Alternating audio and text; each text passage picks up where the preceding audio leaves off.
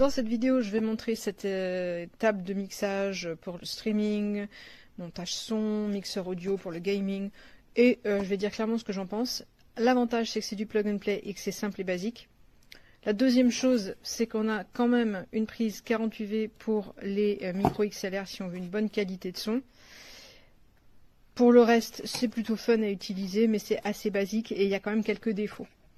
Donc pour moi, l'idéal, c'est pas cher, c'est plug and play, c'est simple d'utilisation. Donc ça va être bien adapté pour, mettons, si on a un ado qui veut faire ce genre de truc, quoi. Voilà, j'ai mis les trucs RGB pour qu'on voit l'effet sous les touches en silicone. Ce sont les touches en silicone, elles sont plutôt agréables à manipuler. Alors, petit commentaire d'abord, au niveau du son. Donc là, on est à 0, il n'y a pas de son avant là. Et parfois, quand on n'a pas de son, hop, on va tripatouiller un peu le bouton pour récupérer le son. Donc il y a des trucs comme ça qui sont un petit peu moyens, c'est un petit peu limité sur ce qu'on peut faire également. Moi, ce que j'ai bien aimé, c'est l'enregistrement automatique directement sur de la vidéo. Donc on va enregistrer un passage qu'on peut repasser après à l'envie. Ça, c'était plutôt sympa. J'aime bien aussi sur la balance le fait qu'on ait le clicker au milieu qui va permettre de sentir le moment où on est équilibré 50-50.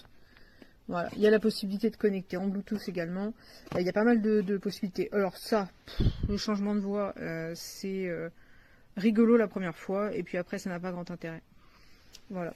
Disons que l'intérêt ici, ça va être d'avoir quelques petits trucs d'accès rapide qui ne nécessitent pas de cliquer sur les éléments logiciels en plus derrière ce qu'on est en train de faire. Voilà. Mais c'est vraiment basique, débutant, plug and play. C'est pas très compliqué. Alors, il y a un mode d'emploi, il y a un câble. Tous les câbles là étaient fournis. Il y a le câble son, le double mini jack. Mais l'idéal c'est de mettre un meilleur micro. Hop. Hop, hop, hop.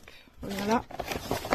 Et le petit mode d'emploi pour le mixeur, il y a une partie en français. Autant dire qu'il n'y a pas grand chose d'expliqué. Il faut déjà savoir ce qu'on fait avec.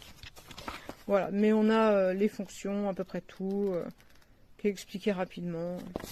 Voilà, c'est très bien pour un débutant, un ado qui démarre. Voilà. Puis il y a quand même la possibilité d'avoir un son quand même de bonne qualité. Petite précision également, les retours de son qu'on a dans le casque, c'est assez irritant pour les oreilles, pour dire ça gentiment. C'est assez déplaisant. Voilà. Et donc on peut changer aussi les effets ici en fonction de ce qu'on veut. Voilà, pour un débutant, c'est vraiment rigolo.